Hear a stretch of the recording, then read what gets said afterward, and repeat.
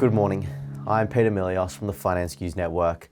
Megacap tech names led the broader market to another record close as Nvidia hit a new intraday all-time high amid growing optimism about Fed rate cuts.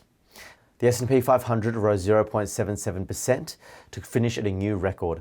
The tech-heavy Nasdaq rallied 0.95%, and then Dow Jones snapped a 4-day losing streak to close 0.49% higher.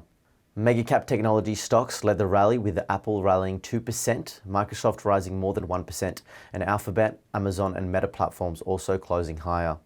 Broadcom shares surged 5.4% to hit new highs. Nvidia hit a new intraday high on news that State Street is looking at the possibility of reweighting the AI giant higher in its tech ETF at the end of June.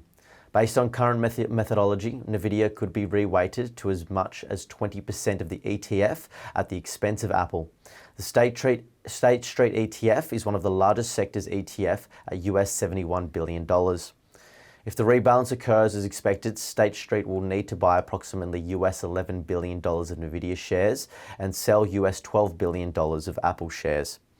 On the macro news front, all eyes now turn to tomorrow's May retail sales data and home sales and housing starts data due later in the week. US crude oil rose nearly 1% on Monday to trade above $79 per barrel as markets expect a tightening in supply/demand in the third quarter as summer fuel demands draws down inventories. Turning to US sectors, the best performer was consumer discretionary, which closed up 1.43%. The worst performer was utilities, which finished down 1.14% on the day. Turning to domestic markets, investors will be focused on the RBA policy announcement due at 2:30 p.m. Australian Eastern Standard Time today. Expectations are for the rates to remain unchanged.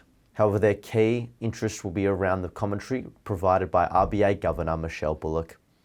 The SPI futures are pointing to a 0.4% gain. Thank you for listening and have a great day.